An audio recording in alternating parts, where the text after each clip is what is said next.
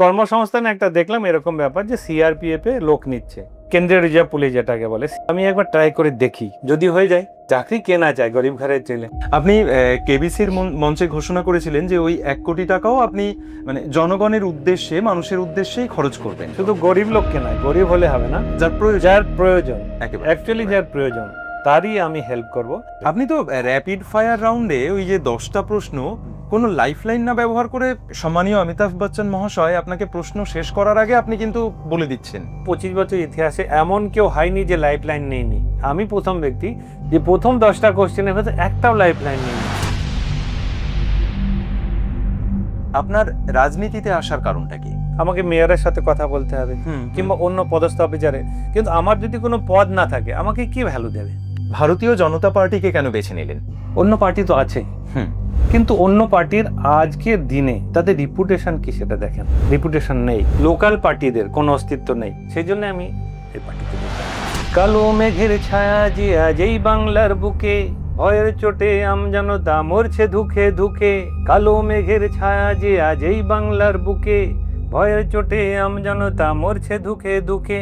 শিক্ষার মান নিম্নগামী, আইন সর্বনেশে, বেকারত্বের জ্বালায় যুবক পালায় অন্য দেশে।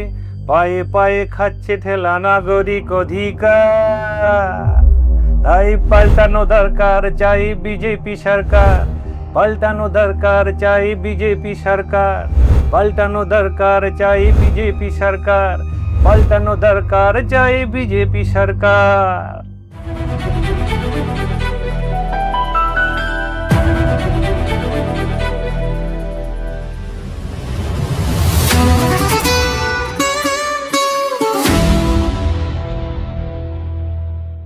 হৃদয় আজি মোর কেমনে গেল খুলি, জগৎ আসি যেথা করিছে কোলাকুলি।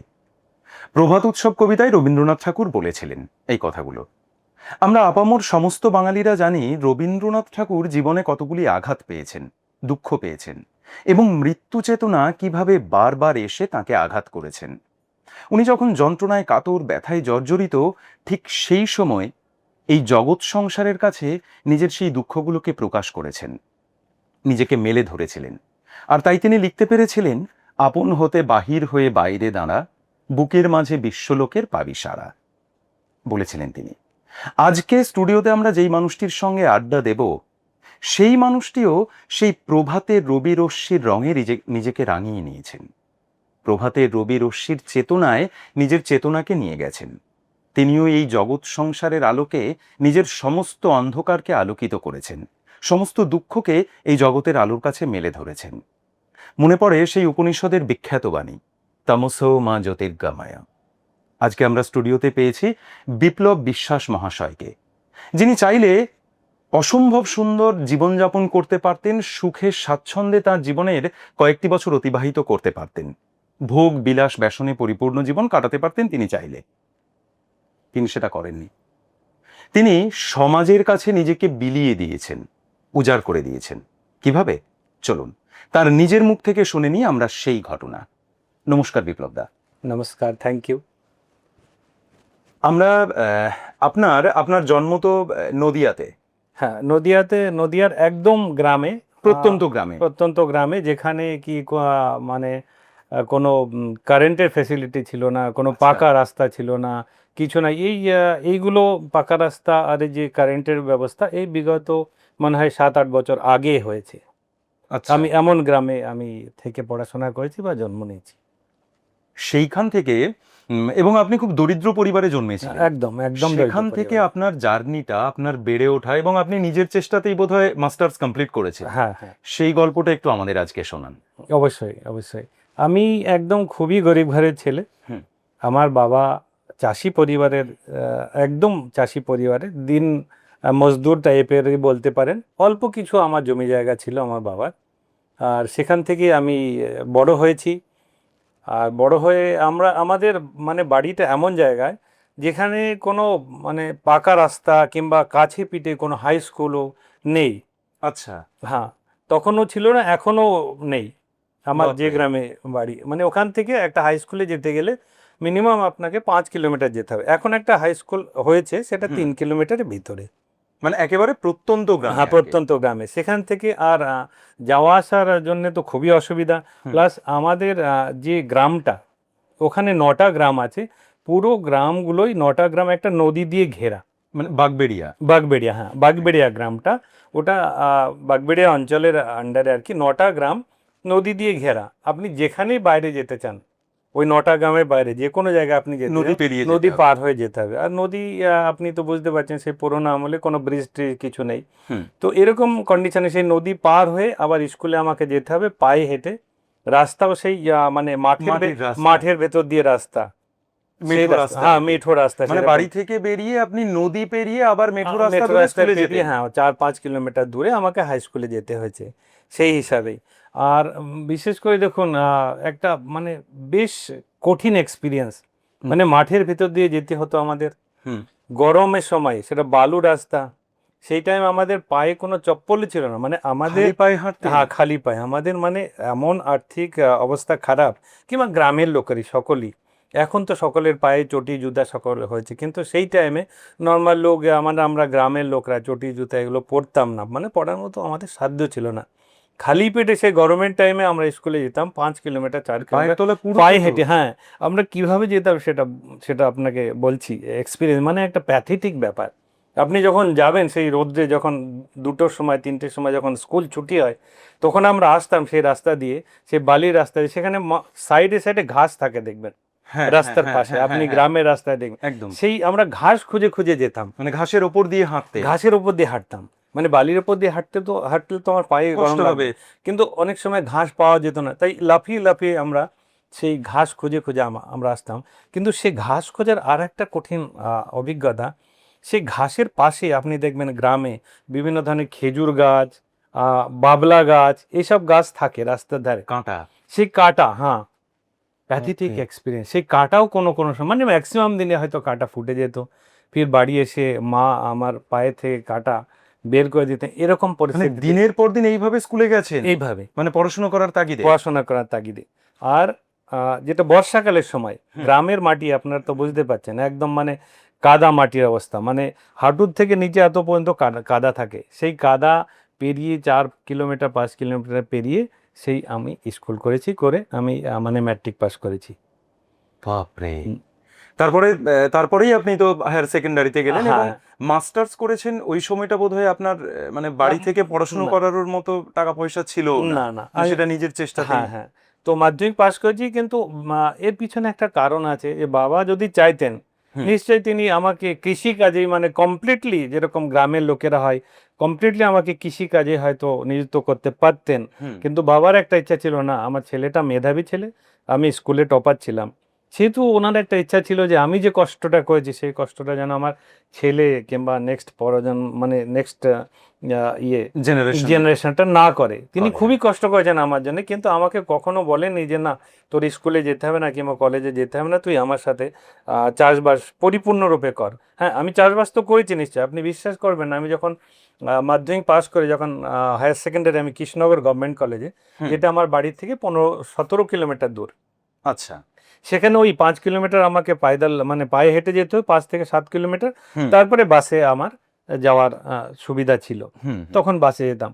তো সেই হিসাবে আমি 3 দিন যে বাড়িতে মানে কাজ করতাম, নিজের জমিতে এবং পরের জমিতেও, যেটা বাপরে, মজদুরি যেটাকে বলেন, মজদুর মানে। মানে আপনি কলেজে ভর্তি হওয়ার বা কলেজে পড়ার খরচ তোলার হ্যাঁ, জন্য হ্যাঁ, হ্যাঁ, অন্যের জমিতে চাষও করেছেন? অন্যের জমিতে আমি লেবারের কাজ করেছি। 3 দিন আমি কাজ করতাম, কিংবা 4 দিন কাজ করতাম, রবিবারে কাজ করতাম, যেদিন ছুটি থাকতো সেদিন কাজ করতাম। তখন আমি বলছি, তখন 10 টাকা ছিল মজুরি, তাও আমার মনে আছে। বাপরে। সেই মজুরি দিয়ে আবার ওই মানে আমি কলেজে যেতাম, গিয়ে পড়াশোনা করতাম, করে আমি এইভাবে কৃষ্ণনগর গভর্নমেন্ট কলেজ থেকে আমি 10+2 করেছি। হুম। প্লাস ফির গ্র্যাজুয়েশন কৃষ্ণনগর কলেজ থেকে আন্ডার ক্যালকাটা ইউনিভার্সিটি আমি করেছি। আচ্ছা, তারপরে এই আপনি তো সিআরপিএফ এ 30 বছর ছিলেন। 32 বছর। তো এই সিআরপিএফ এ এলেন কিভাবে? সিআরপিএফ এ এটা আমি যখন গ্র্যাজুয়েশন কমপ্লিট করেছি, হুম। তখন আমি এমএ মানে ফার্স্ট ইয়ারে পড়তাম কল্যাণ ইউনিভার্সিটিতে, আচ্ছা, এসটিতে। আচ্ছা। First year, MA first year Kalyan university. তখন কল্যাণ ইউনিভার্সিটিতে পড়াকালীনই মাঝে যখন আপনাদের গ্যাপ হয়, হুম। একটা দুটো হয়তো পিরিয়ড নেই, যেখানে গ্যাপ হয়, সেখানে আমরা মাঠে গিয়ে বসতাম, কিছু গল্প টল্প করতাম, কিছু নিউজ পেপার ইত্যাদি ফিত্যাদি দেখতাম, কিংবা এরকম আড্ডা টাইপের একটু হতো। তখনই আমি একটা মানে কর্মসংস্থান বলে একটা বাংলা পত্রিকা বেরোতো। পত্রিকা, যেটা এখন চাকরির সমস্ত হ্যাঁ, খবরাখবর সব থাকতো। খবর, আপনি হয়তো এখন আছে কিনা আমি জানি না, ওটা আমি এখন সেটা অনলাইন সংস্করণ চলে হ্যাঁ। এসেছে। তো কর্মসংস্থানে একটা দেখলাম এরকম ব্যাপার যে সিআরপিএফ এ লোক নিচ্ছে আচ্ছা, সল্ট লেকেই। Okay. সল্ট লেকে আমাদের একটা বাহিনী ছিল, একটা ব্যাটালিয়ন যেটাকে হুম, বলে, হুম, হুম। সে ব্যাটালিয়ন ছিল, তার আন্ডারেই তখন একটা সেন্ট্রাল রিজার্ভ পুলিশে, হুম। মানে কেন্দ্রীয় রিজার্ভ পুলিশ যেটাকে বলে সিআরপিএফ শর্ট ফর্মে, তাতে লোক নেবে। তখন ওপেন হতো, হুম। সমস্ত কিছু ওপেন র্যালি হতো। আচ্ছা, এখন নাই যে আপনি রেজিস্ট্রেশন করবেন, ফির আপনার কল আসবে, ফির রিটেন টেস্ট আসবে, মেডিকেল আসবে, এরকম কিছু নাই। কিছু আচ্ছা। না, ওপেন, আপনার ওপেন র্যালি, একটা ডেট দেওয়া হতো এত তারিখে ওপেন র্যালি হবে, সেই তো আমার তো বাড়ি ওখান থেকে, এখন ওখান থেকে কলকাতা 130 কিলোমিটার দূর। হুম। তো আমাকে তো ডেইলি যাওয়া আসা সম্ভব নয়, কিন্তু না। আমি ভাবলাম না, আমাকে একটা চাকরি নিতে হবে, কারণ ফিজিকটা বেশ ভালো ছিল। আর যেহেতু আমরা গ্রামের লোক, এখনো আছে। হ্যাঁ, যেহেতু আমরা গ্রামের লোক, একটা লম্বা হাইট আছে, চেস্ট আছে, আর একদম। গ্রামের লোক মানে রানিং ফানিং যেগুলো ফিজিক্যাল জিনিসগুলো, যেগুলো একটা ফৌজিদের জন্য, একটা সেনাবাহিনীর জন্য দরকার, সেগুলো এক্সেলেন্ট ছিল। তাই আমি একদম। ভাবলাম যে আমার তো এরকম গরিব আমরা পরিবারের, তো আমি একবার ট্রাই করে দেখি, যদি হয়ে যায়। হুম। চাকরি কে না চায়, গরিব ঘরের ছেলে। প্রত্যেকেই তো আমি সেই এখানে সল্টলেকে এসেছিলাম, সল্টলেকে ওখান থেকে এসে, আর আপনি চিন্তা করতে পারবেন না, আমি যে ওই র্যালিতে এসেছিলাম, সেই র্যালিতে আসার জন্য আমার কাছে পয়সা ছিল না। তো আমি মাকে বললাম যে এরকম এরকম ব্যাপার, র্যালিতে যাব। তো বললো না না, ওসব যেতে হবে, অনেক পয়সা পয়সা খরচ হবে অনেক, আমার কাছে নেই। আমি যে কোনোভাবে একটা বন্ধুর কাছ থেকে কিছু পয়সা নিয়ে, আর মায়ের যে ওই যে আগে গুল্লক যেটাকে বলে আর কি, হ্যাঁ, হ্যাঁ, হ্যাঁ। ওটা থেকে, হ্যাঁ ওটা, লক্ষ্মী কুটি। হ্যাঁ হ্যাঁ, ওটা দিয়ে কিছু পয়সা এদিক ওদিক করে আমি মোটামুটি সেই টাইম বলছি 50 টাকা, আমার এখনো মনে আছে, সেই টাইমে 50 টাকা ম্যানেজ করে আমি সল্টলেকে এসেছিলাম। সল্টলেকে এসে দেখলাম তো ওপেন র্যালি, প্রায় 17 থেকে 18 হাজার লোক। বাপরে।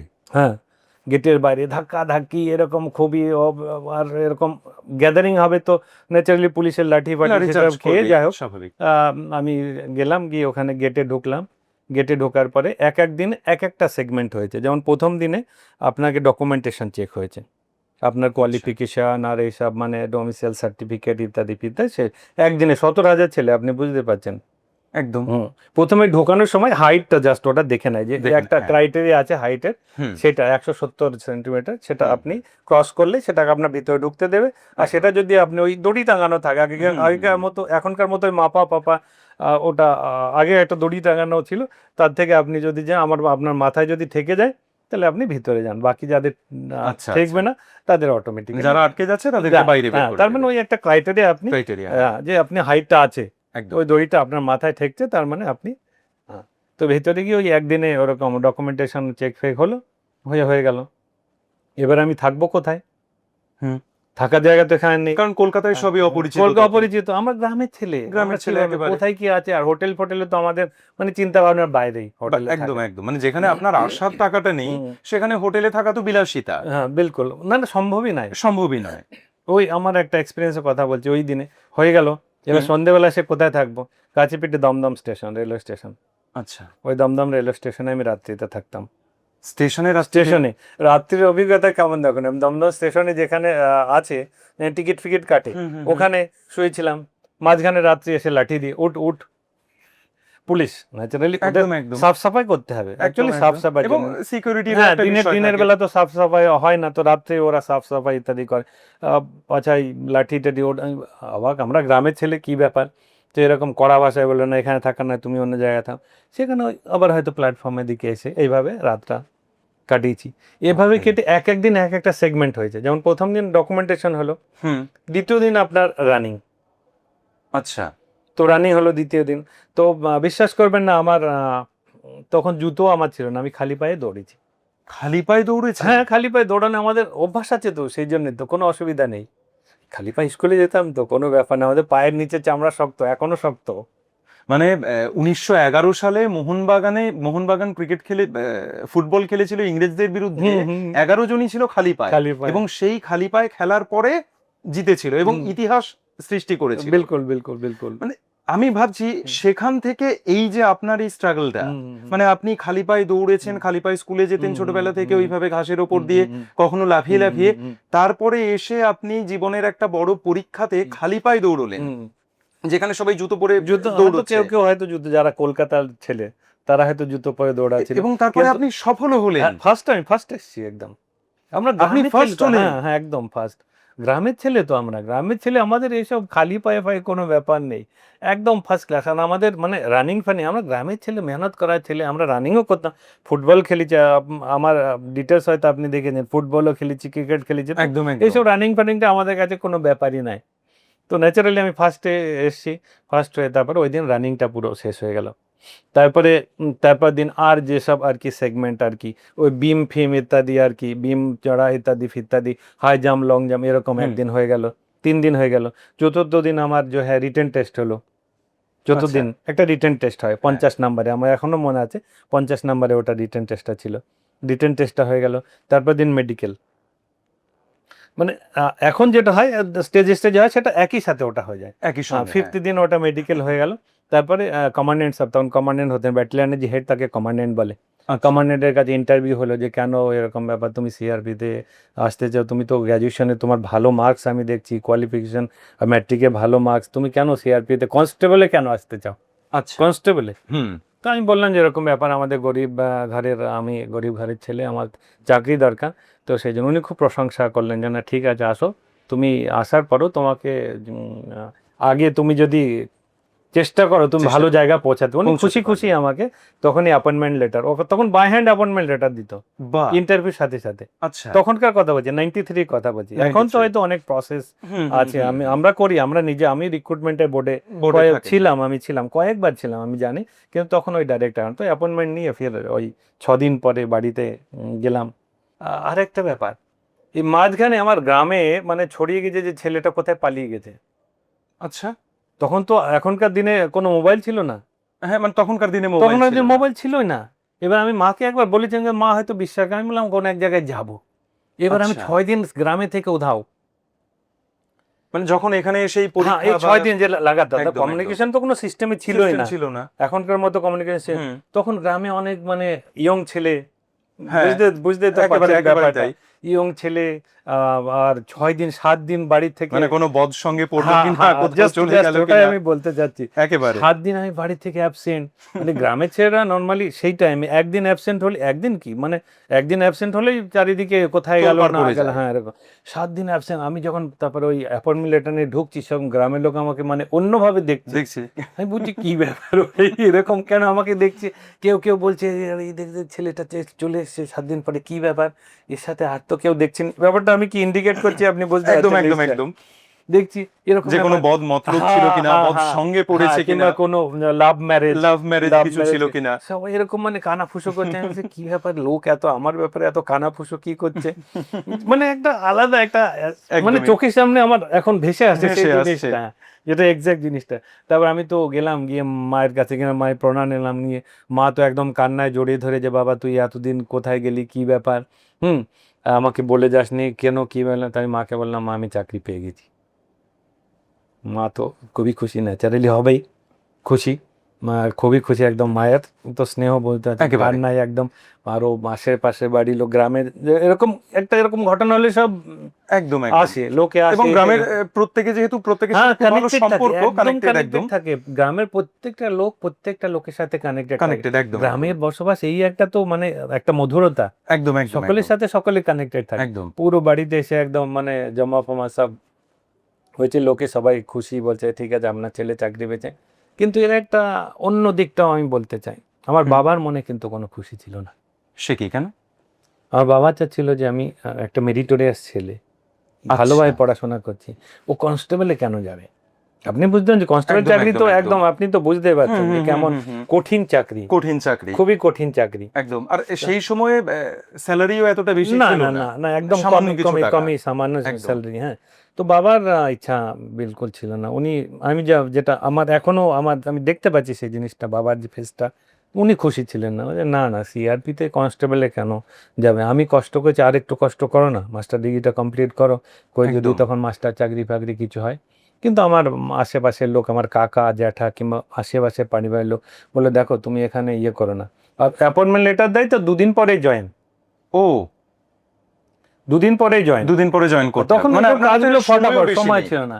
তো আমার আশেপাশে বাড়ির লোক, কাকা জ্যাঠা যারা আর কি আত্মীয় স্বজন, তারা বাবাকে বোঝালো যে না দেখো তোমার ছেলে, বড় ছেলে এটা, হুম চাকরি পেয়েছে, তুমি বুঝতে পারছো কেমন গরিব, একটা সরকারি চাকরি পেয়েছে সেন্ট্রাল গভর্নমেন্টের, তুমি একে যেতে দাও। ও যখন দেখা যাবে পরে যদি ও প্রোগ্রেস করে লাইফে, কিংবা ও যদি ভাবে যে আমি চাকরি আমার পক্ষে করা সম্ভব নয়, সম্ভব নয়, হ্যাঁ। কিংবা আমার পক্ষে এটা মুশকিল, সে চলে আসবে সঙ্গে, কিন্তু যেতে তো দাও। তো তাই ওদের ও ইয়েতে কথাবার্তা আমার বাবা মা রাজি হয়ে ফির আমি দুর্গাপুরে জয়েন করেছিলাম। আচ্ছা আচ্ছা, এরপরে আপনি ইউনাইটেড নেশন অর্গানাইজেশনে গেছিলেন, হুম, হুম, হুম। মানে সেটা কিভাবে হলো? মানে এরপর বোধহয় আপনি দক্ষিণ আফ্রিকাতে হ্যাঁ, পোস্টিং এও গেছিলেন। হুম, সেই ঘটনাটা একটু বলুন। দেখুন আমি 93-তে ভর্তি হয়েছি কনস্টেবলে। হুম তারপরে আমাদের ডিপার্টমেন্টাল পরীক্ষা দেওয়ার সুবিধা আছে। হ্যাঁ একদম। ডিপার্টমেন্টাল পরীক্ষা দেয়, যেটা নর্মালি একটা সিপাহি থেকে একটা হাবিলদার হতে গেলে হুম। 15 বছর টাইম লাগে আচ্ছা হাবিলদার আচ্ছা, হতে গেলে। কিন্তু আচ্ছা। আমি ট্রেনিং করার পরেই হুম 1 বছর পরে আমি পরীক্ষা দিয়ে নায়ক যেটাকে বলে, আচ্ছা, সেটা আমি অ্যাচিভ করেছি। অ্যাচিভ করলেন। তারপর নায়ক হওয়ার পর আবার 1 বছর পরেই আমি হুম। আবার পরীক্ষা দিয়ে হাবিলদার হয়েছি। আচ্ছা তারপর আবার পরীক্ষা দিয়ে মানে আমি 93-তে ভর্তি হয়েছি, ফির 97-এ পরীক্ষা দিয়ে অ্যাসিস্ট্যান্ট কমান্ডেন্ট হয়ে অ্যাসিস্ট্যান্ট সাব ইন্সপেক্টর। বাহ, মানে 3 বছরের মধ্যে? তিন, মানে 93 আর 97, 4 বছরের বছরের মধ্যে। যেটা কি অ্যাসিস্ট্যান্ট সাব ইন্সপেক্টর হতে গেলে নর্মালি আপনাকে 25 থেকে 30 বছর টাইম লাগবে বাপরে। সিআরপিএফ এ। সেটা আমি কারণ অ্যাকচুয়ালি আমি মেরিটোরিয়াস ছেলে ছিলাম, একদম, আর আমার একদম। একটা প্রথম থেকে একটা ইচ্ছা ছিল যে আমাকে মানে সিআরপির ভিতরেই থেকেই আমাকে প্রোগ্রেস করতে হবে। তো আমি 97-এ পরীক্ষা দিয়েছিলাম, 98 অ্যাসিস্ট্যান্ট সাব ইন্সপেক্টর হয়ে গেলাম। তারপরেও আমি আবার ডিপার্টমেন্টাল এভাবে পরীক্ষা দিয়ে আমি এই সিনিয়র ইন্সপেক্টর ছিলাম।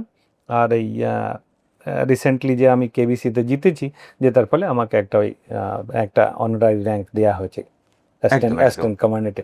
আপনি যেটা বলছিলেন ইউনাইটেড নেশন নেশনে, হ্যাঁ। ইউনাইটেড নেশন অর্গানাইজেশনে কি হয়, মানে ভারতবর্ষে যেগুলো প্যারামিলিটারি ফোর্স আছে, আচ্ছা। CRPF, BSF, ITBP, SSB, Assam rifle, army থেকেও ওটাকে ডেপুটেশন বেসিসে নিয়ে যাওয়া হয়, পার্মানেন্ট নয় ওটা। আচ্ছা আচ্ছা, মানে 1 বছরের জন্য, 2 বছরের জন্য, 3 বছরের জন্য, এরকম একটা সেগমেন্ট থাকে, এরকম আচ্ছা। একটা আছে। মানে ইউনাইটেড নেশন অর্গানাইজেশন যারা কর্তা ধর্তা, তারা আমাদের ইন্ডিয়া গভর্নমেন্টকে একটা রিকুইজেশন দেয় ওকে। যে আমার এত লোকের দরকার, মনে করুন 15টা লোক, 20টা লোক, 30টা লোক, 50টা লোক, এরকম র্যাঙ্কের দরকার, র্যাঙ্ক ওয়াইজ ওরা ভাগ করে দিয়ে দেয়। মানে সিআরপিএফ কে দিয়ে দিল যে এরকম আমার আফ্রিকান কান্ট্রি ফেলানো অমক কান্ট্রির জন্য আমাকে এই থেকে এই বছর 2 বছরের জন্য আপনাদের কিছু লোক লাগবে, আপনি সেই দিক থেকে আপনি সিলেক্ট করে পাঠান। তারপর পরীক্ষা হয়। আচ্ছা, পরীক্ষা হয়। আর আমার যে র্যাঙ্কে আমি তখন ছিলাম, সাব ইন্সপেক্টর ছিলাম, 2014 থেকে 16 সাব ইন্সপেক্টর ছিলাম। সেই টাইমে পরীক্ষা অল ইন্ডিয়া থেকে আমাদের সিআরপিএফ, যেটা আর কি সিআরপিএফ পৌর লোক সবাই পরীক্ষা দিয়েছে। আর ওই আমি যে পোস্টে গেছি একটাই ভ্যাকান্সি ছিল বাপরে, পুরো ইন্ডিয়াতে, একজনই ভ্যাকান্সি। আচ্ছা, এবার আমি যখন নমিনেশন দিলাম, আমাদের নমিনেশন দিতে হয়, সাবমিট করতে হয় যে আমি ইচ্ছুক, একদম। যেটা আর কি নমিনেশন দিতে হয়। সে আমি যখন নমিনেশন দিলাম, আমার ব্যাটালিয়ন যে কমান্ডেন্ট ছিল, তিনি মানে এরকম ভাবে বলে, আরে ভাই একটাই তো ভ্যাকান্সি, पूरा सीआरपीएफ में तो पूरा इंडिया में तो एकटा वैकेंसी, तुम क्यों जा रहे हैं, মানে কি দিয়ে কি লাভ? तुम क्यों जा रहे हो, कैसे करोगे, तुम्हें तो पॉसिबल ही नहीं, तुम फालतू क्यों जा रहे हो भाई, अपना काम करो। তো আমি ওই কোশ্চেনটা বলেছিলাম, মানে উত্তরটা দিয়েছিলাম, স্যার আমার নমিনেশনটা আপনি পাঠান, ভ্যাকান্সি কি, আমি তো একা, ভ্যাকান্সি একটা, আমার জন্য আমাকে অ্যাকোমোডেট করার জন্য কি দরকার, একটাই তো ভ্যাকান্সি দরকার, একদম একদম। আপনি পাঠান না কেন। মানে ওনা পাঠানোর আগে একটা রিকমেন্ড করে পাঠাতে হয়, আমার যে হেড থাকে রিকমেন্ড করে পাঠাতে হয়, লিখতে হয় যে ঠিক আছে আমি রিকমেন্ড করছি এর জন্য। তো উনি জিজ্ঞাসা করেছিলেন ওনার চেম্বারে ডেকে, ইন্টারভিউ টাইপের আর কি। তো আমি বললাম স্যার আমার জন্য কটা ভ্যাকান্সি দরকার, একটাই তো ভ্যাকান্সি দরকার, তাই 2টো থাক, 4টে থাক, 10টা থাক, তাতে আমার কি যায়, আমার জন্য একটাই দরকার না। उन्हीं मैंने आश्चर्य बोले ठीक है भाई भेज देता हूँ, देखो आप कर पाओगे नहीं कर पाओगे, आपका ऊपर डिपेंड। मैं बोला सर आप भेज दीजिए ना, বাকি हम देख लेंगे। তারপর আমি গেলাম, ওটা দিল্লিতে হয়, সমস্ত জায়গা থেকে দিল্লিতে ডাকা হয়, দিল্লি ডেকে পরীক্ষা হয়। তো টোটাল 465 জন, যতজন আমার মনে আছে 465 জন পরীক্ষা একটা দিয়েছিলাম। সিটের জন্য 465 জন? না, আরো বিভিন্ন বিভিন্ন সিটের জন্য। আচ্ছা, মানে আচ্ছা। আমার সিটে যেমন একটা আছে, একটা, অন্যান্য হ্যাঁ। আছে, ইন্সপেক্টরের জন্য হয়তো 3টে আছে, হুম, হুম, হুম। অ্যাসিস্ট্যান্ট কমান্ডেন্টের 2টো আছে, আরো এইভাবে আছে আর কি। কিন্তু হুম। আমার যেটা পোস্টটা ছিল সেটা একটাই ছিল। এইভাবে বিভিন্ন পোস্টের জন্য 465 জন পরীক্ষা দিয়েছিল, রিটার্ন পরীক্ষা। আর আচ্ছা। আর আপনি বিশ্বাস করবেন না, তার পিডিএফও আমার কাছে আছে। সেই 465 জনের ভেতর আমি টপার ছিলাম। আপনি টপার ছিলেন? একদম টপার, হ্যাঁ। আমার কাছে রেজাল্ট শিট এখনো আছে। হ্যাঁ, সবাই জানে, যারা হয়তো শুনছে এটা তারাও জানে যে হ্যাঁ, এই বান্দায় টপার হয়েছিল, পিডিএফ রেজাল্ট আছে। হ্যাঁ, তারপরে তো আর কোনো চান্সই নেই। এবার ব্যাপার আছে অনেক এইসব ব্যাপারে, ইউনাইটেড নেশন অর্গানাইজেশনের ব্যাপারে, মানে বিভিন্ন দিক থেকে প্রেশার কিংবা লবি কিংবা জ্যাগ যেগুলো বিভিন্ন ধরনের থাকে, যেমন থাকে, প্রত্যেক হ্যাঁ, জায়গায় হ্যাঁ, থাকে, সব জায়গাতেই থাকে। রাজনীতিতেও যেমন আছে, সমস্ত একদম। জায়গায় থাকে। তো আমাকে ওইভাবে, আমার যা একটাই পোস্ট, তার আমার পিছনে কমসে কম 30-35 জন লোক আছে হুম। পরীক্ষা দিয়েছে। তো এটা একটা মানে খোদা না খাস্তা, মানে আমার লাকিলি আমার যে সেকেন্ড পজিশন ছিল, হুম। 200 মার্কের পরীক্ষা হয়েছিল, আচ্ছা। আমার যে সেকেন্ড পজিশন ছিল সে আমার থেকে 28 মার্ক কম বাপরে! রিটেনে। হুম। এবার মাঝখানে কি আছে, একটা কম্পিউটার আছে। কম্পিউটার বিদেশে গেলে আপনাকে কাজ নিজেই করতে হবে। হুম। ইন্ডিয়া মতো না, ইন্ডিয়া যে আপনার একজন আছে অফিসার, তার পিছনে 10টা লোক আছে। আচ্ছা। তার ওখানে নিজেকেই ওখানে সমস্ত কিছু ইচ এন্ড এভরিথিং আপনাকে করতে হবে ইউনাইটেড নেশনে। মানে কোনো ডেটা বা কোনো কিছু সেটা আপনাকে সব নিজেকেই সব কম্পিউটারে সব সব আমি করতে ইউনাইটেড হবে। নেশন ব্যাপারটা বলছি কত ভালো ওখানে একটা অর্গানাইজেশন থেকে। তো এই 465 জনের মধ্যে ফার্স্ট হলাম। তারপরে আমার যে সেকেন্ড পজিশন ছিল যে 28 নম্বর কম ছিল, তো আমাকে ওভারটেক করার কোনো কোশ্চেনই ছিল না, কারণ কম্পিউটারে 30 মার্ক থাকে। এবার কম্পিউটার যদি আমাকে 2 মার্কসও দেয়, আর যে সেকেন্ড পজিশনে আছে, যে আর কি হ্যাঁ। ইয়েকে আসার চেষ্টা করে, তাও তো আমাকে পারবে সে না। যদি 10ও পায় তবু আপনাকে ছুঁতে পারবে না। কভার করতে হয় না, তাকে যদি 30ও দেওয়া হয়, ঠিক আছে, 30 এর একদম। মধ্যে 30, আর আমাকে যদি 3ও দেওয়া হয় কিংবা 4ও দেওয়া হয়, 4ও দেয়া তাও হয়। সেই আমাকে কভার করতে ছুঁতে পারবে না। না। তো ওই আমার একটা লাকি পয়েন্ট ছিল। প্লাস ইউনাইটেড নেশন অর্গানাইজেশন তারা আমাকে ইন্টারভিউ নিতে এসেছিল। হুম। তো ইন্টারভিউ ইংলিশে হয়, ইন্টারভিউ সব হলো, ওইগুলো কোয়ালিফাইং রাউন্ড, এতে কোনো নাম্বার থাকে না, ড্রাইভিংটা থাকে, কারণ ইউনাইটেড নেশন অর্গানাইজেশনে আপনার নিজেরই গাড়ি থাকে সমস্ত। আমি বলছি আচ্ছা। ব্যাপারটা কি ওখানে করে, তারপর আমার সিলেকশন হয়ে গেল, তারপর ট্রেনিং হলো, আমি ইউনাইটেড নেশন অর্গানাইজেশন চলে গেলাম। ইউনাইটেড নেশন অর্গানাইজেশন একটা খুব ভালো জিনিস, যেটা আমি বলতে চাই এখানে, লোকে হয়তো জানে না কিন্তু আমি বলছি জিনিসটা, ওখানে আপনি খুব বড় র্যাঙ্কেই হন কিংবা আপনি সিপাহি হন, আচ্ছা। ইচ অ্যান্ড এভরি ডিপ্লয়ার যারা ডিপ্লয়মেন্ট হয়, ইকুয়াল স্যালারি। তাই? হুম, বাপরে! সবচেয়ে একটা ভালো ব্যাপার। আপনি যদি সে ডিআইজি র্যাঙ্কের আর কি, হ্যাঁ। ডিআইজি র্যাঙ্কেও যান, আর আপনি যদি কনস্টেবলে সিপাহি র্যাঙ্কে যান, প্রত্যেকের ইকুয়াল স্যালারি। Same salary? হ্যাঁ, বাহ! দারুণ জিনিস এটা একটা। আপনার যে হায়ারে থাকবে তার সুবিধা আছে, ঠিক আছে, তার হয়তো বাড়ি টাড়ি, গাড়ি গাড়ি, ইলেকট্রিক ইত্যাদি ইত্যাদি এসব বেশি মানে আপনার ফেসিলিটি থাকবে। ফ্রি থাকে। সিপাহীদের হয়তো সেই না, সিপাহীরা হয়তো একটা রুমে 4 জন 5 জন 6 জন করে থাকবে, কিন্তু স্যালারিটা ইকুয়াল। বাহ! এটা একটা দারুণ জিনিস। প্লাস একদমই তাই। ওখানে যেই কেন যায় না কেন, ঠিক আছে, সমস্ত ইচ অ্যান্ড এভরি কাজ নিজেকে করতে হবে। যে একটা ডিআইজি কিংবা আইজি র্যাঙ্ক, ইভেন ডিজি র্যাঙ্কেও বলছি, সে যদি যায়, তার কাছে সে নিজে গাড়ি চালাতে হবে, তার কারণে একটা গাড়ি থাকে, কোনো ড্রাইভার নেই। আপনার যে রেসিডেন্স সেখান থেকে হ্যাঁ। আপনি অফিসে কিংবা যেখানে কর্মস্থল সেখানে আপনি যাবেন, আপনার কাছে চাবি দেওয়া আছে, নিজেই গাড়ি ড্রাইভ আছে, করে যাবেন। নিজে ড্রাইভ করে যেতে হবে, নিজে পার্ক করতে হবে, নিজে আপনি ব্যাগ ল্যাপটপ নিয়ে আপনি 2 তলা 3 তলা 4 তলা যেরকম 10 তলায় আপনি যাবেন, নিজের অফিসের চাবি আপনার কাছে থাকবে, আপনি নিজে অফিস খুলবেন, সাফ সাফাই করবেন, লাইট জ্বালাবেন, সমস্ত কাজ ইচ অ্যান্ড এভরিথিং আপনাকে নিজে করতে হয়। এই জন্যে অন্যান্য যারা উন্নতশীল দেশ এতটা ডেভেলপ এতটা ডেভেলপ, এখানে কি ইন্ডিয়াতে একটা ওই পঞ্চায়েত প্রধানও তারও 10টা লোক তার পেছনে তার ঘোরে। পিছনে রয়েছে, এমএলএ চেয়ারটা ঠিক করে দেয়। ঠিক করে দেয়। এখানে যে একটা মানে ভালো জায়গায় পৌঁছালে তার 10 জন থাকে। একদম, একদম। ইউনাইটেড নেশনে কিংবা ইউএসএ ফিএসএ যারা মানে উন্নতশীল দেশ, তাদের এই জিনিসগুলো নেই। বাপরে! আর আমি 54টা দেশের লোকের সাথে আমি কাজ করেছি ইউনাইটেড নেশনে, 54 কান্ট্রি। তাদের আমি দেখেছি, নর্মালি এটা আমার বলতে একটা মানে কি হয়, সংকোচ হয়, হুম। মানে ইন্ডিয়াতে যারা আমরা স্লেভারি টাইপের, যেটা আমি বললাম, একজন একটা পদে গেলেই তার পিছনে 8 জন 10 জন। একদম। অন্যান্য দেশ ইউএস এর সাথে লোকের সাথে কাজ, বিশেষ করে আমি চায়নাদের সাথে লোক, আমাদের পাশেই চায়নার কন্টিনজেন্ট ছিল, তাদের সাথে দেখেছি তারা একটা বড় অফিসার, মানে অ্যাসিস্ট্যান্ট কমান্ডেন্ট, ডেপুটি কমান্ডেন্ট কিংবা কমান্ডেন্ট, হুম। নিজেরা কাজ করে।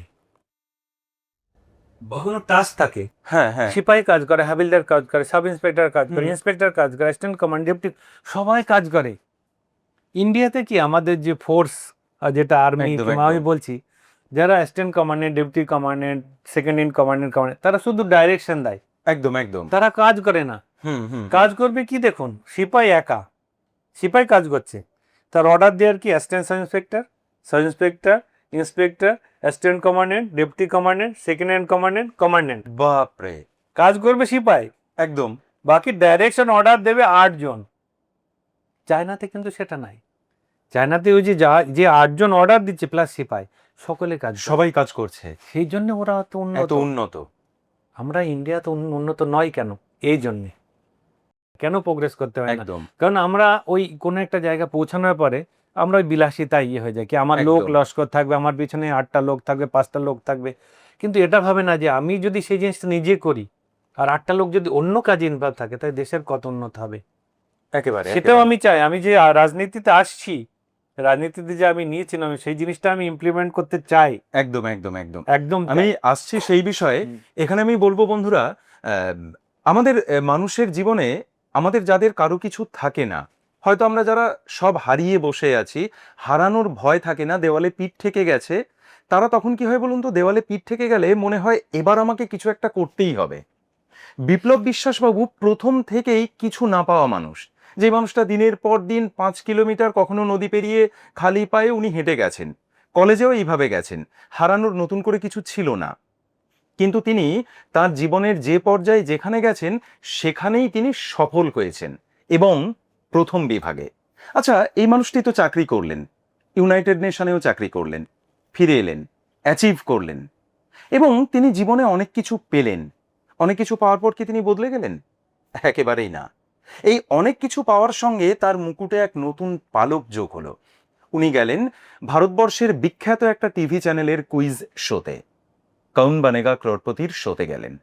গিয়ে প্রথম বাঙালি হিসেবে 1 কোটি টাকা জিতলেন। ওখানে যে র্যাপিড ফায়ার রাউন্ড থাকে, যেখানে 3 মিনিটের মধ্যে 10টি প্রশ্নের উত্তর দেয়, উনি প্রায় 1.5 থেকে 2 মিনিটের মধ্যে সমস্ত প্রশ্নের উত্তর দিয়েছেন, কোনো লাইফলাইন বা সাহায্য ছাড়া। এবং ওই মঞ্চে বসে মাননীয় অমিতাভ বচ্চন মহাশয়কে বলে এসেছেন, এই সমস্ত টাকা আমি নিজের জন্য খরচ করব না, এই সমস্ত টাকা আমি খরচ করব অন্যদের জন্য। এবং সেই কথা তিনি রেখেছেন। উনি বেশ কিছু ছেলে মেয়েকে, যারা একেবারে প্রত্যন্ত অঞ্চলের পড়াশুনো করতে পারে না, তাদেরকে শিক্ষার আলোয় উনি নিয়ে আসেন। যে মানুষগুলো ক্ষুধার্ত খেতে পায় না, তাদের খাওয়ারের ব্যবস্থা উনি করেন। শীতে কষ্ট পাচ্ছে কোনো দরিদ্র মানুষ, তার দিকে সাহায্যের হাত বাড়িয়ে দিচ্ছেন। কিন্তু এই মানুষটার জীবনে অনেক যন্ত্রণা আছে। হাতে হয়তো কঠিন, কঠোর, ভয়ঙ্কর এক রাইফেল আছে, যেটা চাইলেই মানুষকে ছিন্ন ভিন্ন করে দিতে পারে। কিন্তু এই মানুষটার মন না একেবারেই একদম ওই কাঁচা মাটির মতো নরম। বলতে বলতে ওনার চোখে জল এসে যায়। কোভিডের সময় 1 মাসের মধ্যে হারিয়েছিলেন স্ত্রী আর বাবাকে। আর তারপরের ঘটনা ওনার নিজের মুখ থেকে শুনবো। কোভিডের সময় তো আপনি তখন বোধহয় আসামে ছিলেন। হ্যাঁ, আমি আসামে গুয়াহাটিতে ছিলাম। গুয়াহাটিতে ছিলেন যখন বাড়ি থেকে প্রথম ফোন পেলেন, মানে সেই ঘটনাটা একটু জানতে চাই। হ্যাঁ দেখুন, আমাদের তো সিআরপি যেরকম সার্ভিসের ক্রাইটেরিয়া হিসাবে আমরা সব জায়গায় ফ্যামিলি রাখতে পারি না, আমাদের পরিবারকে আমরা রাখতে পারি না, কারণ আমাদের টাফ জব। বিভিন্ন বাইরে জঙ্গল, বিভিন্ন এরিয়াতে, টাফ এরিয়াতে যেখানে উগ্রবাদী নকশালবাদ আছে, সেখানেই নর্মালি আমাদের ডিপ্লয়মেন্ট হয়। দেখুন, যেমন ছত্তিশগড় নকশাল বেল্টে, ঝাড়খণ্ড নকশাল বেল্টে, জম্মু অ্যান্ড কাশ্মীরে যেরকম বিশৃঙ্খল অবস্থা, মণিপুর, নাগাল্যান্ড, এরকম জায়গা তো আমরা ফ্যামিলি রাখতে পারি না। তো নর্মালি আমার পরিবার বাইরেই থাকে। সিআরপি যারা লোকে চাকরি করে, ইভেন অফিসারদেরও বলছি, শুধু জওয়ানদের নয়, মানে রাখার মতো পরিস্থিতি থাকে না। থাকে না, হ্যাঁ। তো ন্যাচারালি আমি গুয়াহাটিতে ছিলাম সেই টাইম, 2021-এর কথা বলছি। আমার স্ত্রী রাঁচিতে থাকতেন। রাঁচিতে এই জন্য থাকতেন, আমার মেয়ে রাঁচিতে পড়াশোনা করছে, ছোটোবেলায় থেকে রাঁচিতে পড়াশোনা করছে। তো ওখানে ওনার সাথে আমার স্ত্রীর সাথে কথাবার্তা হয়ই, নর্মালি কথাবার্তা, কিন্তু বিশেষ কথাবার্তা আমি বলতাম না, সেটাও একটা কারণ আমি কেবিসির জন্য তৈরি করতাম আর কি। নর্মালি যারা সিআরপি যারা চাকরি করে, হয়তো ডিউটি থেকে আসলো, আসার পরে হয়তো পরিবারের সাথে বা আমার সাথে অনেক বেশি গল্প করে, তারপর ঘুমিয়ে পড়ে। কিন্তু আমার যিনি স্ত্রী, তিনিও স্যাক্রিফাইস করেছেন লাইফে। ও জানে যে কেবিসির দিবানা, তো আমি এর সাথে বেশি কথা বলবো না। নর্মালি যেটা হাই হ্যালো কি কেমন সব ঠিকঠাক, মেয়ে ঠিক আছে কি, কেমন তোমার শরীর ঠিক আছে, এইসব ব্যাপার। তো এইসব ব্যাপার নর্মালি কথাবার্তা হতো, হয়। হুম হুম হঠাৎ করে আমি একদিন খবর পেলাম যে ওনার নাকি কোভিড হয়েছে আর কি, আচ্ছা করোনাতে উনি 2021 সাল 21-এর কথা বলছি, এপ্রিলের দিকে কথা বলছি এটা। তো আমি বললাম কি ব্যাপার, তুমি দেখো আমি কি আসবো কি, দেখো বললো না না কোনো ব্যাপার নাই। আহ, উনি খুবই মানে স্ট্রং মহিলা ছিলেন একদম, হুম হুম হুম। সকলেই বলে যারা পরিবার, মানে আমার যারা প্রতিবেশী আছে তারাই বলে মানে ফিটনেস ছিল এবং এবং খুব নিজেই সমস্ত কিছু সামলাতেন। সামলে হ্যাঁ হ্যাঁ সামলাতেন, তো কোনো ব্যাপারই না। উনি বললেন না একদম। না কোনো ব্যাপার নাই। আর উনি, আমি বলছি উনি ঝাড়খণ্ডের থেকে যে ফুটবল প্লেয়ার, স্টেট ফুটবল প্লেয়ারই উনি ছিলেন, আমার স্ত্রী। আচ্ছা ঝাড়খণ্ড আচ্ছা স্টেটে থেকে উনি ফুটবল খেলা করেছেন, বিভিন্ন হুম দেশে নেপাল, শ্রীলঙ্কা, বাংলাদেশও খেলতে গেছেন উনি। বাহ হুম। তো সেই হিসেবে উনি বললেন না না কোনো ব্যাপার নাই। আমি বললেন না না কোনো আমি ব্যাপার সামলে নাই, আমি নেব সামলে নেবো, তোমার কোনো চিন্তা করার ব্যাপার নেই, তুমি আপনার ডিউটি করো। তো ধীরে ধীরে উনি এভাবে নিজের ট্রিটমেন্ট নিজেই করেছে। করার পরে তারপর উনি হসপিটালেও ভর্তি ছিলেন। আমি বললাম দেখো, বললো না না তুমি চিন্তা করো না। উনি একটা ভালো র্যাঙ্কেও চাকরি করতেন ঝাড়খণ্ডে, আচ্ছা স্টেটে আচ্ছা বেশ ভালো পোস্টে উনি ছিলেন। হুম তো উনি বললেন না না তোমার সে তো যেহেতু ভালো পোস্টে ছিলেন, লোক লস্করের সাথে সব ওদের থাকে, হেল্পিং একদম হ্যান্ড একদম সমস্ত একদম থাকে, তো হুম কোনো হুম হুম ব্যাপারই না। স্টেট লেভেলে একটা ভালো স্টেট পোস্টে লেভেলের চাকরি, ভালো পোস্ট ওয়েলফেয়ার মিনিস্ট্রিতে ছিলেন উনি। বাপরে আচ্ছা তো সেই হিসাবে বললেন কোনো ব্যাপার নেই, তুমি আমি সব ম্যানেজ করে নেবো। তো ওই সব ওদের ডিপার্টমেন্টের লোক ফোক নিয়ে উনি হসপিটালে ভর্তি ছিলেন, 3-4 দিন ভর্তি ছিলেন। তারপরে ভর্তি হওয়ার পরে ওখান থেকে নেগেটিভ রিপোর্ট পেয়েছে, ফির হসপিটাল থেকে মানে নার্সিংহোম থেকে ওনাকে ডিসচার্জ করে দিয়েছে। তো সেই দিন দুপুরে আসলেন, এই মানে আহ, এসে আমাকে বলছে এরকম ব্যাপার, আমাকে তো সব ডিসচার্জ করে। আমি বললাম তো ঠিক, খুবই ভালো, তুমি হুম ডিসচার্জ হুম করে হুম দিয়ে দুপুরে এসে কাপড় টাপড় হসপিটাল থেকে যে সমস্ত কাপড় টাপড় নিজেই ধুয়েছে, রান্না বাড়া করেছে, খেয়েছে, সমস্ত কিছু একদম একদম বাপরে মানে একেবারে ফিট একেবারে ফিট, কোনো ব্যাপার নেই। হ্যাঁ আমি তো জানতাম ফিজিক্যালি ফিট তো ছিল, যেহেতু স্টেট ফুটবলার ছিলেন একদম। এবং ন্যাচারালি। মনের জোরটাও আপনারই অবশ্যই মতো অবশ্যই অবশ্যই। তো সেই হিসেবে তারপরে এরকম ব্যাপার, তো উনি সমস্ত কিছু কাজ টাজ করে সন্ধ্যেবেলা 7টার সময় শুয়েছে, রেস্ট মানে হসপিটাল থেকে এসছে সমস্ত কাজ টাজ করে হুম। 7টা, 7:30, 8টার দিকে উনি বেডরুমে শুয়েছে, রেস্ট করেন। তো আমার মেয়ে ঠিক আছে মা, ইয়ে করো, কোনো ব্যাপার নেই। এই 9টা 15-র দিকে, যেটা আর কি এক্সাক্ট 9টা 15 থেকে 9টা 20 ভেতর এরকম হবে, আমার মেয়ে ওকে ডেকেছে, মা ওঠো ডিনার করবে। হ্যাঁ, বাইরে থেকে দরজা থেকে, মা ওঠো ডিনার করবে, এরকম ব্যাপার। তো কোনো জবাব নেই। আবার দ্বিতীয়বার, আরে মা ওঠো, তো ডিনার করবে তো চলো, কোনো জবাব নেই। তো আজ কী ব্যাপার, হয়তো মানে গভীর ঘুমিয়ে রয়েছে একটু ডিপলি। তো মাকে এরভাবে মানে একদম নাড়া দেয় নাড়া দিয়ে, মা চলো ওঠো, মানে ডিনার কর। কোনো রেসপন্স নেই। আমাকে তো সঙ্গে সঙ্গে আমি ফোন করলো, এরকম ব্যাপার বাবা, এরকম ব্যাপার, মা মা তো এরকম কোনো রেসপন্স। বলছি সে কি, আমি ভিডিও কল কর, ভিডিও কল করে দেখলাম না, রিয়েলি কোনো রেসপন্স নেই। ওখানে আমার শালা থাকে, হুম হুম ওখানে সিভিল পুলিশে চাকরি করে। তার সঙ্গে সঙ্গে আমি তাকে ফোন করলাম যে তুই যা, একদম যা, তোর দিদি দেখ কী অবস্থা। ও গেল সঙ্গে সঙ্গে গাড়ি নিয়ে গিয়ে দেখ এই ব্যাপার। ও ফির হসপিটালে নিয়ে গেল, হসপিটালে নিয়ে গিয়ে ওকে অ্যাডমিট করে দেওয়া হলো। তারপর রাত্রে এই 11:30 নাগাদ ডিক্লেয়ার ডেট, মানে কোনো আর ইয়ে নেই। ওরা জানতো যে আগেই অবশ্য ডেড হয়ে গেল, কিন্তু ওরা নিজেদের মতো চেষ্টা করেছে কিংবা করে তারপর ওই ডিক্লেয়ার করে। আমি তো সেই গুয়াহাটি আছি, গুয়াহাটিতে ছিলাম। এবার গুয়াহাটিতে থাকার পর আমাদের সেই টাইম করোনা চলছে, মানে করোনা একদম পিক ফর্ম পিক এপ্রিলে, ফর্ম হ্যাঁ 25-26 মানে এপ্রিলটায় 2021 এপ্রিল পুরো একদম পিক ফর্ম। একদম তো আমাদেরকেও আসতে হলে আমাদেরকে আগে টেস্ট ফেস্ট করাতে হবে, আমাদের হুম ডিপার্টমেন্টের সমস্ত কিছু ব্যাপার আছে যে তুমি যাচ্ছ, সেই টেস্ট রিপোর্টটা নিয়ে তবে আমাকে গেট থেকে ছাড়বে, হুম এরকম ধরনের ব্যাপার আছে। তো আমি সঙ্গে সঙ্গে, তখন রাত্রে কে টেস্ট করবে, রাত্রে তো কোনো আমাদের ল্যাবরেটরি ফ্যাবরেটরি কিছু থাকে না। তো আমি আমার যে বস আর কি, সেকে আমি ফোন করলাম, বললাম দেখো এ ব্যাপার, ঠিক আছে তোমার কোনো ব্যাপার নাই, তুমি করো, চেষ্টা করো। কিন্তু ব্যাপার হচ্ছে গুয়াহাটি থেকে আমি আসবো কি করে, হুম ফ্লাইট বন্ধ। ফ্লাইট বন্ধ আপনারা জানেন হয়তো সেই একদম টাইমে একদম সব ওই সময় ফ্লাইট বন্ধ ফ্লাইট ছিল পুরো বন্ধ ছিল, ঠিক হুম আছে। হুম হুম হয়তো একটা দুটো চলতো, সে ভিআইপি ফিআইপি কিংবা এইসব একেবারে লোকেদের জন্য, আমাদের মতো সাধারণ লোকেদের জন্য হয়তো দিনে একটা ফ্লাইট হয়তো গুয়াহাটিতেই ছিল, সম্ভবই নয়। তো আমি খুব চেষ্টা করলাম, আমি ফ্লাইটের টিকিট পাইনি সেদিন। আচ্ছা এদিক থেকে আমার মানে আমি সকালেই বেরিয়ে গেছি, সকালেই আমাকে আমাদের যে হেড অফ অফিস ছিলেন, ডিআইজি সাহেব ছিলেন, তিনি বলেন ঠিক আছে যাও, তোমারও প্রসেস ছুটি ফুটি সব চলতে থাকবে, কোনো ব্যাপার না, আমি করে দেবো ব্যাক করে ডেটে দিচ্ছি, কিংবা হ্যাঁ। যে কোনোভাবে তুমি যাও তোমার আগে। হুম হুম কিন্তু আমি গিয়ে আমার ফ্লাইটে নেই, কীভাবে আসবো। সেদিন আমি পাইনি ফ্লাইটের টিকিট, যেদিন আর কি ডেথ হলো তার পরের দিন 27 তারিখ। পেলেন না? না, ফ্লাইটের টিকিট পাইনি।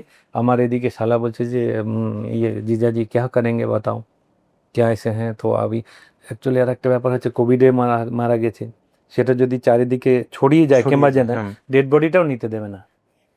আপনারা তো একদম, জানেন একদম, একদম, কোভিড একদম। হলে ডেড বডি Dead কাউকে body। দিত না। তো যেহেতু আমি একটা ভালো পোস্টে আছি, জানাশোনা আছে, ফোন টোন করে বিভিন্ন ওদিক পলিটিক্যাল লোকের সাথেও আমার জানাশোনা ছিল, ওদের সাথে বলে আমি ওই লিখে দিয়েছি যে এটা কার্ডিয়াক অ্যাটাক বলে। একদম। ওতে লেখেনি যে করোনাতে মারা গেছে, হুম, হুম, হুম। যেটা সেটা আর কি ম্যানেজ করে আমি ওনাকে বললাম যে মানে অন্তত স্ত্রীর জন শেষ দেখাটা যেন দেখতে পাই হ্যাঁ আর কি। সেটা তো সেই হচ্ছে ব্যাপার। তো উনি ওই যে মারা গেছে 11টা, তারপরে সকালে ওটা দিদি, তো তারপরে ওরা বলে যে जीजाजी क्या करूँगा आप बताओ, ठीक है ऐसे तो अब तो मैं घर में भी ले जाएंगे, लोगों का पता है जी है तो फिर और कोई बवाल हो जाएगा, हो सकता है वो लोग कंप्लेंट कर दे पुलिस में যে দেখো কোভিড का जो डेड बॉडी है अपना एरिया में लेके आया। তো আমি নিজের স্যাক্রিফাইস তো আমি বললাম ঠিক আছে তুমি যে বাতাও করো, মানে অন্ত্যেষ্টিক্রিয়া তুমি করে দাও, ঠিক আছে, আমি কবে যাব না যাব তার কোনো ব্যাপার নেই। তো তারপরে আমি গেলাম, যখন সেই দিন ওই রাত্রে আর কি, রাত্রে পর্যন্ত অপেক্ষা করে দেখো জিজাজি যদি তুমি পারো তুমি দেখো আসো না, রাত্রি পর্যন্ত টিকিট পাইনি। তারপরের দিন আমি টিকিট পেলাম, তা ভায়া কলকাতা। আচ্ছা, তারপরের দিন আমি রাত্রি 11টা নাগাদ মনে হয় আমি রাঁচিতে পৌঁছেছি। হ্যাঁ, আচ্ছা। তো সম্ভবই না, আমি বললাম ততক্ষণে তুমি তো অন্ত্যেষ্টিক্রিয়া করে অন্ত্যেষ্টিক্রিয়া। দাও, নাহলে আর কোনো পরে ঝামেলা হবে যেহেতু। তো আমি এই আমার মানে লাইফ পার্টনারে আমি মানে শেষ দেখাটাও দেখতে অন্ত্যেষ্টিক্রিয়াটা পেলেন না। করতে পারি না। কিন্তু এই ব্যাপারে আরেকটা জিনিসের সাথে লিঙ্ক করছি, আমার ভিডিওটা হয়তো দেখেছেন আপনি ব্যাপারটা। আমি যখন ইউনাইটেড নেশনে ছিলাম, ওয়েস্ট আফ্রিকান কান্ট্রি লাইব্রেরিতে, তখন ইবোলা নামে একটা মানে ভাইরাস ছিল। বিরাট ভাইরাস, মানে হুম, ইবোলা হুম। ভাইরাসের ব্যাপারে আফ্রিকান কান্ট্রিতে প্রচুর লোক মারা গেছে, অসংখ্য প্রচুর। মানুষ মারা গেছিলেন। আর ইবোলা ভাইরাসটা এমন ছিল, যেমন আপনি এখানে আছেন ডেড হুম, বডি হুম। কিংবা কারো ইবোলা ভাইরাস এফেক্টেড, হ্যাঁ, আপনি যদি টাচ করেন, শুধু টাচ করেন, আপনার শরীরে আসবে। চলে আসবে। হ্যাঁ, বাপরে। এমন ইবোলা ভাইরাসের আপনি সার্চ করে দেখবেন ইবোলা একদম, ভাইরাসের একদম। এরকম একদম। তো ডেড বডি ওখানে কেউ টাচ করতো না, যারা মারা গেল না, কেউ রাস্তায় মারা রয়েছে, যেমন আমাদের কোভিডের সময় যারা হয়েছে, হয়েছিল, কিন্তু হ্যাঁ। ওর থেকে ভয়ঙ্কর কোভিডের তো কমসে কম ওকে টাচ করা যাবে, কিন্তু হ্যাঁ। ইবোলা ভাইরাস এমনই, যদি আপনি টাচ করেন তা আপনার শরীরে ভাইরাসটা চলে আসবে। তার মানে এত- কোথাও মারা গেলে সেখানেই সেখানেই, সে রাস্তায়, বাস স্ট্যান্ডে, রেলওয়ে স্টেশনে, কোথাও জমিনে, মানে খেতে, যে কোনো জায়গায় ডেড ডেড বডি বডি পড়ে আছে। সেই ডেড বডিগুলো আমরা সংস্কার করতাম। আপনারা করতেন? হ্যাঁ, আমরা ইউএন এর আমরা যারা ফোর্স ছিলাম, হুম। আমাদের কাছে সেরকম প্রিকশন সমস্ত কিছু ছিল। আর ইবোলা ভাইরাসের একটা ব্যাপার ছিল, ওটা আপনি অ্যাটলিস্ট যেটা মারা গেছে কমসে কম 8 থেকে 10 ফুট নিচে ওকে মাটির তলায় হ্যাঁ, সমাধিস্থ করতে সমাধি হবে। দিতে। তাছাড়া ওই ফির আবার আসার সম্ভাবনা ভাইরাসটা, এমন একটা ইবোলা ভাইরাস। তো আমাদের সমস্ত জেসিবি ফেসিবি সমস্ত কিছু ছিল, আমাদের প্রিকশন ছিল, আমাদের ডাক্তার ছিল, আমরা তো মানে গ্রাউন্ড ফোর্স সমস্ত ছিলাম। তো আমাদের ওই জেসিবি নিয়ে গিয়ে ডেড বডি উঠিয়ে, এখন আমার মনে পড়ছে, ডেড বডি উঠিয়ে ফির নিয়ে এসে আগে গর্ত করে 10 ফুট 9 ফুট 8 ফুট করে আমরা সেই প্রচুর আমরা ডেড বডি আমরা ইয়ে করেছি। বাপরে। আর সেই আমি মানে আমার একটা দেখুন কি মানে প্রকৃতির কে একটা মানে ইয়ে কষ্ট, যে লোককে আমরা যার কেউ ছিল না তাদেরকে আমরা করেছি, অন্তিম সংস্কার অন্তিম করেছেন। সংস্কার করেছি। আর আমার নিজের স্ত্রী আমি অন্তিম সংস্কার করতে পারি না। আপনার নিজের সবচেয়ে ভালো বন্ধু। এই হচ্ছে আমার একটা ট্র্যাজেডি। এবং 1 মাসের মধ্যে বোধহয় আপনার তারপরে বাবাও- আমি যেরকম গেলাম, আমি 1 মাসের ছুটি নিয়ে এসেছি। ছুটি নিয়ে আসার পরে তারপরে আমি গেলাম ওখানে, যাওয়ার পরে আমি ওখানে গিয়ে, আমাদের কি হয় ওখানে যাওয়ার পরে আমাদের 14 দিন কোয়ারেন্টাইন রাখা হয়। নর্মালি এখানেও রাখা হয়তো হুম, হুম, সিভিলিয়ান হুম, হুম। 2 সপ্তাহ কোয়ারেন্টাইন রাখানো হয় যখন বাইরে থেকে এসছে, কারণ সেটা যাতে বাইরে থেকে মানে করোনা ভাইরাস ভাইরাসটা না নিয়ে আসে। যাতে অন্য লোকের সাথে এফেক্টেড, আমাদের পুরো মানে লোকের যাতে হুম। না ছড়ায়, একদম, সেই হিসেবে একদম। আমাদের যেই ছুটি যাক, যেই ক্যাম্পের ভেতর ঢুকুক, তাকে আলাদাভাবে ওখান থেকেই মানে জিনিসপত্র সমস্ত কিছু নিয়ে আলাদা একটা কোয়ারেন্টাইন সেন্টার আছে, সেখানে আপনাকে 14 দিন রাখতে হতো।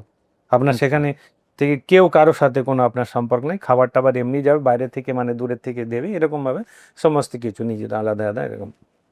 সেই টাইমে সেই যে আমি যখন কোয়ারেন্টাইনে ছিলাম, তখন আমি আবার খবর পেলাম আমার ভাইয়ের মাধ্যমে যে বাবার একদম খুব শরীর খারাপ। তো উনি আমার ভাই বলে যেরকম তুমি দেখা, কিন্তু আমার ভাই ঠিক মতো বলেনি যে আমার বাবা মারাই গেছে বলে। তাই বললাম কী ব্যাপার, তুই বল ঠিকভাবে বল, কী হয়েছে না হয়েছে বল। তো পরে বললেন দাদা এই ব্যাপার, বললো যে বাবা মারা গেছে এত না। এমনি কী ব্যাপার, বলে এই ব্যাপার, পাড়ার লোকে সব এরকম বলছে, এরকম ব্যাপার, কোভিডে মানে করোনাতে মারা গেছে। এবার আমি আসবো কী করে, আমি Quarantine-এ কোয়ারেন্টাইনে আছি। আর এরপরে জাস্ট 1 মাস আগে আমাকে এভাবে ছুটি দিয়েছে, মানে অন্য ভাবে, মানে প্রপার ওয়েতে না ওয়েতে গিয়ে, আপনি ছুটি প্রপার পেলেন, ওয়েতে হ্যাঁ। না গিয়ে যে কোনো ভাবে সিম্প্যাথেটিক্যালি আমাকে ইয়ে করে, তারপরে এবার ফির আবার কি করে দেবে, আমাদের একটা সিস্টেম আছে তো সিস্টেম একটা। আছে একেবারে। তো যাই হোক, সেই আমি আর একটা দুঃখ যে বাবার আমি অন্তিম সংস্কার আমি করতে পারিনি, আমার ভাই নিজে করেছে। তারপর আমি 14 দিন কোয়ারেন্টাইন কাটানোর পরে তারপরে আমি আবার আসলাম, এসে এই যে আমাদের সব শ্রাদ্ধ ফাদ্ধ যেসব বিভিন্ন ধরনের হয় সেসব আমি করলাম। তো দেখুন মানে কেমন যে মানে যে মানুষটা বিদেশে গিয়ে, অপরিচিত হ্যাঁ, মানুষদের অন্তিম বিদেশে গিয়ে সংস্কার অপরিচিত করেছেন। লোকে, বিদেশি লোকদের যাদের কোনো ডেড বডি কেউ ছুতো না, তাদেরকে আমরা অন্তিম সংস্কার করেছি। কিন্তু আমার নিজের না, আমি লাইফ পার্টনারের অন্তিম সংস্কার করতে পেরেছি না, আমার বাবার। ভাবুন। সত্যি মানে মানুষের জীবনের এই অধ্যায়গুলো বোধহয় মানুষকে আরো বেশি করে অবশ্যই। নরম করে দেয়। আপনি ভীষণ সংবেদনশীল মানুষ, এবং তারপরে এই মানুষটি আপন করে নিয়েছেন বাইরের মানুষদেরকে। 3 জন মেয়েকে সমাজে প্রতিষ্ঠিত করেছেন, একেবারে প্রান্তিক জায়গার মেয়ে। সেই 3 জন মেয়েকে সমাজে প্রতিষ্ঠা দিয়েছেন, তাদেরকে শিক্ষিত করেছেন, তারা এখন চাকরি করছেন। শুনবো তাদের কথা। হ্যাঁ, আমার যে স্ত্রী, হুম। তিনি মানে বেশ ভালো ঘরের ছিলেন। ওর আচ্ছা। বাবা মা দুজনে চাকরি করতো। ওর বাবা আচ্ছা। বড় একটা ইঞ্জিনিয়ার ছিল, বোকারো স্টিল প্ল্যান্টে চাকরি করতেন। হুম। ওনার মা স্কুলে চাকরি করতেন। ওনার দাদা চার্টার অ্যাকাউন্টেন্ট। সেই হিসাবে একটা বড় ঘরের মেয়ে আচ্ছা। সেই হিসাবে। কিন্তু ওনারাও হয়তো কোনো স্ট্রাগল করে এসছে। আর হুম। যেহেতু আমার লাইফস্টাইল জেনেই ও আমাকে বিয়ে করেছে, যে আচ্ছা। এত নিচে থেকে একটা যে ছেলে এসে এই পজিশনে এসছে, নিশ্চয় ওর মনটা ভালো, ওর ভেতর স্ট্রাগল করার একটা ক্ষমতা আছে। নাহলে আমাকে অত বড় ঘরের মেয়ে নিশ্চয়ই আমাকে পছন্দ বিয়ে করতেন করতো। একদম। ন্যাচারালি সে আমার ভিতর কিছু দেখেছে সেই হিসাবে। তারপরেই ওরও একটা ইচ্ছা ছিল যে প্রথম থেকে আমি গরিব লোককেই, মানে আমার যে চিন্তা ভাবনা ওরও চিন্তা ভাবনা একই সেম ধরনের, একদম। একই ধরনের, মানে অন্যের জন্য কাজ করা। আমরা তখন সেটেল, আমাদের একদম। কোনো অভাব নেই। অভাব আমার, নেই, আমি হ্যাঁ। তো বললাম আমার বউ একটা ভালো পোস্টে চাকরি পোস্টে করতে, আমি ছিলেন, একটা ভালো, পয়সার আমাদের কোনো অভাব তখন, মানে আমি চাকরি করার পরে আর বিয়ে করার পরে পয়সার কোনো অভাব নেই। ও একটা ভালো স্যালারি পাচ্ছে, আমি একটা ভালো স্যালারি হুম। পাচ্ছি। তো ন্যাচারালি তো ওর একটা ইচ্ছা ছিল আমি গরিব লোকদের মানে হেল্প করব, একদম। যারা একদম গরিব কিংবা যারা পড়াশোনায় ভালো, হুম। গরিব ঘর তারা ঠিক মতো পড়াশোনা, এরকম ধরনের। ও বিভিন্ন ওর যে ও চ্যানেল আছে আর কি, যারা লোক হুম, আছে হুম। বিভিন্ন ধরনের, সেই খোঁজ নিত যে কার একটা এরকম ব্যাপার। ও সেভাবে ও নিজে, ওর প্রচেষ্টায়, আমার প্রচেষ্টা কম, আমি সত্যি বলছি, মেন প্রচেষ্টা ওর। আচ্ছা। ও গ্রামের থেকে, বিভিন্ন গ্রামে থেকে, কারণ ও আমার হিস্ট্রি জেনেছে একদম, একদম, যে একদম। এরকম ভাবে এসছে। তো ওরও ইচ্ছা যে আমি এরকম গরিব ঘরের মেয়েরা, যারা একদম লেবার ক্লাসে, যারা হুম। যাদের ছেলে মেয়েরা পড়াশোনার দিকে করতে ভালো, চায়, মানে কিন্তু ব্রেন আছে, টাকা নেই, হ্যাঁ, একদম। কিন্তু টাকা নেই, কিন্তু হুম। পায় না, সেরকম ধরনের। এরকম ও নিজে একটা সার্চ করে সেই মেয়েদের, বিশেষ করে মেয়েদের, হুম। তো ওই নিয়ে আসতো, নিয়ে আমার বাড়িতে রাখতাম, আমার মেয়ের সাথেই, মানে একই সাথে সেম ফেসিলিটি আমি ওদের, ওদের আলাদাভাবে বাহ! যে গরিব ঘরের মেয়ে বলেন, আমার মেয়ে যে জুতো পরে, যে প্যান্ট পরে, জামা পরে, ওদেরও আমি সেইভাবেই সমস্ত কিছু দিয়েছি। বাহ! দিয়ে এরকম 3টে অলরেডি আমি সেটেল করে দিয়েছি। একটা স্টেটে চাকরি করে, বাহ! একটা মেয়েকে আমি সিআরপিএফেই আমি চাকরি দিয়েছি। হুম। মানে আমার প্রচেষ্টায় আর কি, প্রচেষ্টা, পরিষ্কার একদম, কথা হ্যাঁ, বলতে, হ্যাঁ। হ্যাঁ, আমার ইচ্ছা যে একদম। ওর মানে ফিজিকটা ভালো ছিল, ভালো ছিল, তাই হ্যাঁ। বললাম কেন আমি সিআরপি, যাই হোক আমিও রিক্রুটমেন্ট অফিসার ছিলাম, তো হুম, হুম, ন্যাচারালি যে হুম। কোনো ওকে একদম। দিয়েছি, ওকে একটা চাকরি দিয়েছি। আর একটা মেয়েকে আমি আর্মির সাথে, আর্মির একটা সাথে বিয়ে দিয়ে দিয়েছি, এখন সেটেল। তো বাহ! 3জনকে সেটেল করে দিয়েছি। হুম। এখন একটা মেয়ে রয়েছে আমার বাড়িতে রয়েছে, রাঁচিতে। ও 9-এ পড়ছে, ওকে ছোটবেলায় থেকে নিয়েছি। হুম। ওর বাবা নেই, ওর মা মানে কনস্ট্রাকশন ওয়ার্কে আর কি, আচ্ছা, আচ্ছা। কনস্ট্রাকশন ওয়ার্কে চাকরি ইয়ে করে, কাজ কাজ করে, ওই করে, ডেইলি হ্যাঁ, হ্যাঁ, 300 হ্যাঁ। টাকা 400 টাকা ইয়ে করে। তো আমি খবর পেয়েছিলাম যে ওই মেয়েটা পড়াশোনায় ভালো, তো আমরা ছোটবেলা থেকে ওকে নিয়ে এসেছি। আর ও 9 এখন পড়ছে। আর আপনি শুনলে আপনার ভালো লাগবে যে ওই মেয়েটা ক্লাস টপার। Class topper?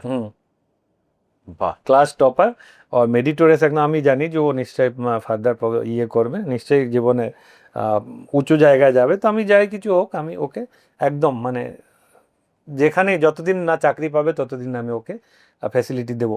আর আপনি বিশ্বাস করবেন, ও আমার মেয়ের মতোই থাকে, সমস্ত কিছু ফ্যাসিলিটি আমার ওখানে রাঁচিতে গাড়ি আছে, 4 হুইলার 2টো, 2 হুইলার আছে, ও নিজেই সব ওরা সব যায়। শহরের মেয়ে তো, আমার মেয়ে যেমন যায়, একেবারে। ও সেই আমি যাকে 9-এ পড়াচ্ছি সেও নিজে স্কুটি নিয়ে স্কুলে যায়, টিউশনে টিউশনে যায়, সমস্ত কিছু যায়, মানে আমার নিজের মেয়ের মতোই। ওর জামা কাপড় সমস্ত কিছু, মানে সব আমার মেয়ের মতনই সমস্ত কিছু আমি ওকে করছি। বাহ।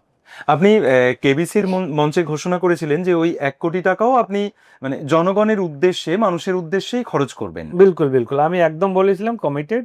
আর এখনো আমি এ বিষয়ে আমার কোনো মানে দ্বিধা নেই যে আমি ওই টাকাটা আমি গরিব লোকদের করব। আমি বলেছিলাম একটা নিডি পার্সোনালকে করব। একদম, একদম, একদম। শুধু গরিব লোককে নয়, গরিব হলে হবে না। যার প্রয়োজন। যার প্রয়োজন, একেবারে, অ্যাকচুয়ালি একেবারে। যার প্রয়োজন, তারই আমি হেল্প করব। তো এইভাবে বিভিন্ন বিষয় আমি করছি, বিভিন্ন দিকেই। তো কিছুদিন আগে একটা গরিব ঘরের মেয়ে, সে হসপিটালে ভর্তি ছিল, মোটামুটি 1,22,000 পর্যন্ত তার একটা ট্রিটমেন্টের খরচ হয়েছে, আমি দিয়েছি সেটাকে। একদম গরিব ঘরের, মানে বেশ কঠিন ওর রোগ হয়েছিল। আচ্ছা। হ্যাঁ, সেটাকে 1,22,000 টাকা আমি পেমেন্ট করেছি। আমার মোবাইলে আপনার পেমেন্ট আমি দেখাবো কোন হসপিটালে আমি পেমেন্ট করেছি। 1,22,000 টাকা পেমেন্ট করেছি। অবশ্য আমি রাঁচির যে একজন এমপি আছে, হুম, হুম, হুম। সঞ্জয় শেঠ বলে, তার কাছেও আমি একটা করেছি, রিকোয়েস্ট করেছি। দেখবেন এর থেকে যদি হয় কিছু, মানে প্রধানমন্ত্রী একটা স্কিম আছে, আচ্ছা। সেখান থেকে উনি কিছু হেল্প করে। তো রাঁচির যে এমপি সঞ্জয় শেঠ, সেও আমাকে খুব ভালো চেনে, খুব আছে। তো এই বিষয়ে ওনার সাথে যোগাযোগ করে, বিজেপির এমপি, ওনার সাথে যোগাযোগ করে কিংবা বিভিন্ন দিক থেকে আমি এই জন্য হেল্পের জন্য লোককে চেষ্টা করছি। আচ্ছা। প্লাস আমার আমি আগে থেকেই করি, আপনি জানেন কি জানেন না তা জানেন না, আমি যখনই কোনো নিডি পার্সোনাল বলছি, হুম, তো হুম, হুম। গরিব হলে হবে না, যার প্রয়োজন নিডি আছে, পার্সন, সত্যি যার আমার কিছু প্রয়োজন আছে। ক্রাইটেরিয়া আছে, আমি কাকে দেব না দেব সেটা আমি একদমই। বিচার করে দিই, ঠিক আছে? এ একেবারে, নাই কি একেবারে। যে কেউ, স্যার আপনি তো 1 কোটি টাকা জিতে গেছেন, আমাকে অনেক হ্যাঁ, ফোন হ্যাঁ। আসে, এমন নয় যে ফোন আসে না, অনেক ফোন আসে, একদম, কিন্তু একদম। আমি সমস্ত কিছু যদি জানি, এমন একটা ফোন আসলো যে এরকম এরকম ব্যাপার, স্যার আপনার এপিসোডটা দেখেছি, আপনি তো খুব ভালো মানুষ, আমাকে কিছু এরকম দরকার। আমি বললাম কি ব্যাপার, কিসে? বলছে স্যার এরকম এরকম ব্যাপার, আমার লোন আছে, আমার লোনটা শোধ দিতে। আমি বলছি না, ওই সব ব্যাপারে আমি কোনো হেল্প, সঙ্গে সঙ্গে আমি নাম্বার ব্লক করে দিয়েছি। একদম, তো একদম। ও নিডি পার্সোনাল নাই। একেবারে, একেবারে। সেই হিসেবে আমি মানে এই কেবিসিতে জেতার আগেই আমার যে একটা ভালো মোটা স্যালারি, আমি যে একদম। পদে আসি নিশ্চয়ই হুম। একটা মোটা স্যালারি, অ্যাসিস্ট্যান্ট কমান্ড্যান্ট পদে আছেন একটা এখন। ভালো একেবারে। স্যালারি, সিনিয়র ইন্সপেক্টর ছিলাম, তো একটা ভালো স্যালারি আমি পাই। সেই থেকে আমি কিছু পার্সেন্ট গরিব লোককে আমি দান করতাম। মানে যখন পুজোর সময় হবে, কম্বল কিংবা জামা কাপড় গরিব লোকদের, হুম, হুম, হুম। ঠান্ডার সময়ে কম্বল, বিভিন্ন ধরনের। গরম আর পোশাক। এছাড়া আমি যে আমাদের গ্রামের ওই অঞ্চলে যারা গরিব লোক আছে, যারা গরিব লোক, মেয়েদের বিয়েতে যাদের কষ্ট হয়, পয়সাটা ঠিক মতো হয় না, তো আমি ফের ওদেরকে হেল্প করতাম, হেল্প যার করেন। যেরকম। কিন্তু আমার হেল্প করার আলাদা একটা টেকনিক আছে। একদম, একদম, একদম। মানে যার সত্যিই যার প্রয়োজন। হ্যাঁ, একেবারে। আমার আর সেটাই টেকনিক করা আলাদা। উচিত। আমি প্রথমে কাউকে বলতাম না যে তোমাকে আমি 5,000 টাকা দিলাম, হুম। 10,000 টাকা এটা দিলাম না। আমি বলতাম ঠিক আছে তুমি করো না, আমি আছি। এই একদম। যে আমি আছি, যে আমি যেটা তাকে আমি বলছি, সে জানে যে এই লোকটা আছে, বিপ্লব দা আছে, কি যায় আছে, একদম। ভাই আছে আমার পিছনে আছে। তার বিয়ে হয়ে যাওয়ার পরে হুম। আমি তাকে হেল্প করতাম। মানে আচ্ছা। দেখুন বিয়ের পরে কি হয়, যেটা আপনি একটা এস্টিমেট করেন, তার হুম। থেকে প্রত্যেকটা জিনিস, আপনি ঘর করতে যান, যে কোনো জিনিসটা এস্টিমেট আপনাকে যে ছাপিয়ে একটা যায়। অবশ্যই একদম। ছাপাবে। তা আমি ওই জিনিসটা লক্ষ্য করি। আচ্ছা। তারপরে আমি জিজ্ঞাসা করি, হ্যাঁ ভাই বলো কি ব্যাপার, কি সব ঝামেলা? বলে দাদা এই ব্যাপার, আমার তো প্যান্ডেলওয়ালার এত টাকা ধার আছে, ক্যাটারিং এ এত টাকা ধার আছে, ইত্যাদিতে ধার আছে। তো এই ব্যাপারে আমি তার সাথে বসে একটা আলোচনা করি। কামলাম বলছে দাদা এরকম ব্যাপার, তো খুবই মুশকিলে, যে মেয়েটাকে দিলাম খুবই মুশকিলে দিলাম বিয়ে। তাই আমি বলছি তোর কত টাকা ধার আছে বল, ঠিক আছে? এরকম গ্রামের আমরা তুই তোকারি করি, একদম, একদম, একদম। তোর কি তোমার কত টাকা হুম, ধার হুম, আছে হুম। বলো? তো এরকম এরকম একটা আইডিয়া দিল, ঠিক আছে 25,000 টাকা কি 22,000 টাকা কি 35,000 টাকা, ঠিক আছে? একদম। তো আমি জানতাম ওর বাড়িতে যাচ্ছি, আমি ক্যাশ ব্যাগে নিয়ে যেতাম আচ্ছা। অ্যাটলিস্ট 50,000 হুম, হুম, পর্যন্ত, হুম। ঠিক আছে? যে ও গ্রামে তার এটিএম ফেটিএম থাকে না, চেক থাকে না, থাকে হ্যাঁ। না, আমি নিয়েই যেতাম ব্যাগে। তাই মনে করো, বললাম দাদা এরকম আমার 25,000 টাকা, ওকে ঠিক আছে, ব্যাগে থেকে বের করে। তারপরে সেই লোকটার যে খুশি মনে, একদম। আর তার মনে থেকে যে একটা আশীর্বাদ আমার জন্য, একেবারে, একেবারে। সেই জিনিসটাই আমার কেবিসিতে কাজ এসছে। এই একেবারে। যে এই জিনিসগুলো আমি করতাম। তার ফলে ভগবান আমাকে দিয়েছে, না হলে দেখুন 1 কোটি টাকার যে কোশ্চেনটা আপনি দেখেছেন, দেখেছি একদম। সম্ভবই নাই। আইএস আইপিএসও কোনোদিন জবাব দিতে পারবে পারবে না। না, কিন্তু ভগবান আমাকে সেই হিসাবে দিয়েছে, না তুমি কেবিসিতে যাও, তোমার এই যে কাজগুলো করেছো, যে তুমি পুণ্য কামিয়েছো, তোমার যে একটা স্কোরিং হয়েছে, হ্যাঁ, ইউনিভার্সাল অ্যাকাউন্ট, আপনি জানেন কি? জানেন না? না, প্রত্যেক মানুষেরই একটা ইউনিভার্সাল অ্যাকাউন্ট আছে। আপনার যেমন ব্যাংক অ্যাকাউন্ট আছে না, আচ্ছা, পাপ পুণ্য যেখানে সঞ্চয় হ্যাঁ, সেটা উপরে উপরে মেনটেন করা হয়। উপরওয়ালার হাতে হ্যাঁ, থাকে। উপরওয়ালা হাতে থাকে, ওটাকে ইউনিভার্সাল অ্যাকাউন্ট বলে। একদিকে আপনার পাপ থাকে, একদিকে আপনার পুণ্য পুণ্য থাকে। থাকে। আপনি পাপ করছেন, ওখানে জমা হয়ে যাচ্ছে। আপনি ভালো কাজ করছেন, আপনাকে জমা হয়ে যাচ্ছে। জমা হয়ে যাচ্ছে। আর যখনই আপনার জমা হয়ে গিয়ে একটা পার্টিকুলার জায়গায় পৌঁছে যাবে, তখনই আপনাকে উপরওয়ালা আপনাকে গিফট দিয়ে দেবে। একদম একদম। এটাই হয়েছে আমার ক্ষেত্রে। আপনি তো র্যাপিড ফায়ার রাউন্ডে ওই যে 10টা প্রশ্ন কোনো লাইফলাইন না ব্যবহার করে মানে কন্টিনিউ বলে গেছেন। আমি দেখেছি সম্মানীয় অমিতাভ বচ্চন মহাশয় আপনাকে প্রশ্ন শেষ করার আগে আপনি কিন্তু বলে দিচ্ছেন, উত্তর বলে দিচ্ছেন, মানে কোনো লাইফলাইন ছাড়া আপনি বলেছেন। আচ্ছা, মাননীয় বচ্চন মহাশয়ের বাড়িতে কি আপনার ডিনার হয়েছে? না, হয়নি এখনো। আমি এই ব্যাপারটা বলছি। প্রথমে তো আপনি বললেন যে প্রথম বাঙালি যে আমি 25 বছর ইতিহাসে যে 1 কোটি টাকা অ্যাচিভ করেছি, এটা নিশ্চয়ই একদম, একদম। একটা গৌরবের বিষয়। প্লাস আমার একটা অ্যাচিভমেন্ট আছে, প্রথম যে 10টা কোশ্চেন, 1 থেকে 10টা কোশ্চেন, আজ পর্যন্ত 25 বছর ইতিহাসে এমন কেউ হয়নি যে লাইফ লাইন নেইনি, কিন্তু আমি প্রথম ব্যক্তি। একদম। উনি অমিতাভই বলেছেন, কেবিসি টিম বলছে যে আমি প্রথম ব্যক্তি যে প্রথম 10টা কোশ্চেনের ভেতরে একটাও লাইফ লাইন নেইনি। আজ পর্যন্ত এটা হয়নি একেবারে। তো 10টা কোশ্চেনে আমি 56 সেকেন্ডের ভেতরে আমি জবাব দিয়েছি। আর অমিতাভ স্যার যেটা চ্যালেঞ্জ দিয়েছে, সেটা ন্যাচারালি ও বলেছে, অ্যানাউন্সমেন্ট করেছে, আপনি শুনেছেন হয়তো, আপনাকে আমার বাড়িতে ইনভাইটেশন। তো জলসাতে আমাকে ইনভাইট উনি করেছিলেন, 30 জানুয়ারিতে ইনভাইট করেছিলেন, কিন্তু 30 জানুয়ারিতে আমি যেতে পারিনি বলতে আমি 31 জানুয়ারিতে রিটায়ারমেন্ট নিয়েছি। তো আমাদের ডিপার্টমেন্ট থেকে রিটায়ারমেন্টের একটা বিরাট একটা হয়, যারা রিটায়ারমেন্ট আসে তাদের ফেয়ারওয়েল পার্টি। ওনার যিনি ম্যানেজার আছে, তিনি ফোন করেছিলেন যে 30 তারিখে বচ্চন সাহেব বলেছেন যে উনি ফ্রি আছেন, আপনি কি আসতে পারবেন? তাই বললাম, দেখুন এরকম ব্যাপার না, আমি তো যেতে পারবো না, আমি 31 তারিখে রিটায়ারমেন্ট নিচ্ছি, তো আপনি পরে দেবেন। বলে ঠিক আছে, কোনো ব্যাপার না, আপনার অসুবিধা থাকলে অসুবিধায় ফেলে তো আমি আপনাকে ডাকতে পারবো না। তো বচ্চন সাহেব আবার যখন ফ্রি থাকবেন আপনাকে জানিয়ে দেওয়া হবে। তো মাঝে আমি একবার কমিউনিকেশন করেছিলাম, তো উনি সম্ভবত মার্চ মাসের 10 কিংবা 15 তারিখে আমাকে ডাকবেন। একটা কথা আছে, সকলের তরে সকলে আমরা, প্রত্যেকে মোরা পরের তরে।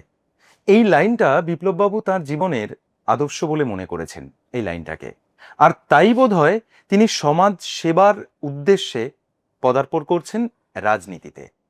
এই কারণেই কি আপনি রাজনীতিতে আসছেন? আপনি এমনি তো সমাজ সেবা করেন, আমরা জানি, আপনার রাজনীতিতে আসার কারণটা কি? এটা একটা কারণ আছেই, সমাজের আমি সেবা করার জন্য। দেখুন, আমি আমার কাছে যত পয়সায় থাক না কেন, আমি যেরকমই হোক, কিন্তু আপনার এই সেবা করার জন্য আপনার একটা পদ থাকার দরকার, একটা প্ল্যাটফর্ম থাকার প্রয়োজন, আপনাকে চেনার প্রয়োজন। একদম জি, এই জিনিসটা আমি এর আগে এক্সপিরিয়েন্স করেছি। আমি অনেক জিনিস চেষ্টা করলেও আমি পারি না। যেমন আমি ডিএম এর সাথে যদি ডাইরেক্ট কথা বলতে যাই, আমি পারবেন না। হ্যাঁ, আমি কথা বলতে পারবেন না। কিংবা মনে করুন আমি যে একটা কৃষ্ণনগরে, আমি যেখানে থাকি, সেই কৃষ্ণনগরের কোনো একটা যদি আমি কিছু করতে চাই, আমাকে মেয়রের সাথে কথা বলতে হবে, কিংবা অন্য পদস্থ অফিসারে। কিন্তু আমার যদি কোনো পদ না থাকে, আমাকে কি ভ্যালু দেবে? কেউ ভ্যালু দেবে না। ইনফ্যাক্ট আমি এখন 1 কোটি টাকা জেতার পরে আমাকে সবাই ভ্যালু দিচ্ছে, ঠিক আছে, ডিএম সাহেব, বিডিও সাহেব কিংবা অন্যান্য যে কোনো জিনিস আমার সাথে কথা বলছে। কিন্তু তারপরেও আমার যদি একটা পদ থাকে, একটা প্রতিষ্ঠিত রিকগনাইজড পদ যদি থাকে, তো ন্যাচারালি তারা চায় বা না চায় আমার সাথে কথা বলতে হবে, এবং তখন আপনারও কিছু করার ক্ষমতা থাকে। হ্যাঁ, আপনারও কিছু পাওয়ার থাকে। বিলকুল সেই জিনিসটা। সেই জন্যই আমি দেখলাম যে এই আমার একটা রাইট টাইম।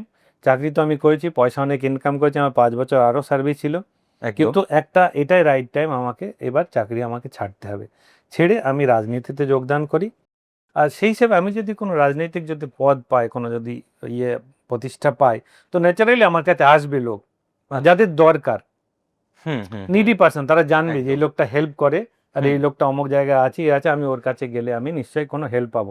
সেই সময় মানে বড় पैमानेতে আমি এই কাজগুলো করতে পারবো। সেই জন্য আমি যে রাজনীতিতে যোগদান করেছি। ভারতীয় জনতা পার্টিকে কেন বেছে নিলেন আপনি প্ল্যাটফর্ম হিসেবে বা রাজনৈতিক দল হিসেবে? বিলকুল দেখুন, যে বা যারা বিভিন্ন দলের রাজনৈতিক দলের মেম্বারশিপ যারা নেয়, অ্যাজ পার মাই ওপিনিয়ন, তারা নিশ্চয়ই খুবই ভেবে চিন্তেই নেয়, একদম ন্যাচারালি। দেখুন, এটা just not a choose of food or মাছ মাংস কেনার ব্যাপারটা নয়। একেবারেই তাই। এ নেই কি আপনি কালকে একটা ভালো তাজা রুই মাছ দেখলেন কি কাতলা মাছ দেখলেন, আপনি কিনে নিলেন। আজকে আপনি বাজারে গেলেন, একটা ইলিশ মাছ দেখলেন, আপনি ইলিশ মাছ না। কিনে আনলেন, একদম। রাজনীতিতে যোগদান করা কিংবা আপনাকে পার্টি চুজ করা এই জিনিসটা নয়। একেবারে। আপনি যে এতদিন ধরে যে আপনার নাম, মান, সম্মান, ব্যাকের কথা বলছি, একদম, মান একদম। সম্মান যে আপনি অর্জন করেছেন, তার উপর ভর দিয়ে আপনার বাকি যে লাইফটা, সেখানে মান সম্মান প্রতিষ্ঠা পদ এবং সমাজের জন্য কি আপনি করবেন, একদম। তার একটা রিস্কি প্ল্যাটফর্ম। এবং আপনার আদর্শের সঙ্গে ম্যাচ করছে হ্যাঁ। কোন রাজনৈতিক দলের আদর্শ। বিলকুল বিলকুল। দেখুন, বিজেপি আজকের দিনে হুম। সর্বভারতীয় পার্টি, হুম। ভারতবর্ষের মধ্যে বৃহত্তম পার্টি, বৃহত্তম, এবং হ্যাঁ। শুধু ভারতবর্ষেই নাই, পৃথিবীর মধ্যে সবচেয়ে বড় পার্টি। বড় পার্টি, হ্যাঁ। ঠিক আছে, অন্য পার্টি তো আছে, হুম। কিন্তু অন্য পার্টির আজকের দিনে তাদের রিপুটেশন কি সেটা দেখেন। রিপুটেশন নেই, অস্তিত্ব নেই, লোকাল পার্টিদের কোনো অস্তিত্ব নেই। হুম। সেই জন্য আমি এই পার্টিতে যোগদান করি। আচ্ছা, আমাদের সময় প্রায় শেষ হয়ে এসেছে। আপনার অবসর বিনোদন বা অবসর সময় কাটে শুনেছি গান নিয়ে। তো আপনার মুখ থেকে আমরা একটা গান শুনবো, আর গান শুনতে শুনতে আমাদের এই শো শেষ করব। বিপ্লব বাবুর প্রতি, বিপ্লব দার প্রতি আমাদের অসংখ্য ধন্যবাদ, ভালোবাসা থাকলো। আপনারাও আমাদের সঙ্গে থাকবেন। আমরা শেষ করব শুনতে শুনতে বিপ্লব বাবুর মুখে তাঁরই গলার একটি গান। কালো মেঘের ছায়া যে আজ এই বাংলার বুকে, ভয়ের চোটে আমজনতা মরছে ধুকে ধুকে। কালো মেঘের ছায়া যে আজ এই বাংলার বুকে, ভয়ের চোটে আমজনতা মরছে ধুকে ধুকে। শিক্ষার মান নিম্নগামী, আইন সর্বনেশে, বেকারত্বের জ্বালায় যুবক পালায় অন্য দেশে। পায়ে পায়ে খাচ্ছে ঠেলা নাগরিক অধিকার। তাই পাল্টানো দরকার, চাই বিজেপি সরকার। পাল্টানো দরকার, চাই বিজেপি সরকার। পাল্টানো দরকার, চাই বিজেপি সরকার। পাল্টানো দরকার, চাই বিজেপি সরকার। বাহ, অসাধারণ, অসাধারণ। অনেক ধন্যবাদ আপনাকে। Thank you, thank ভালো you, থাকবেন, thank you. ভালো থাকবেন আপনারাও।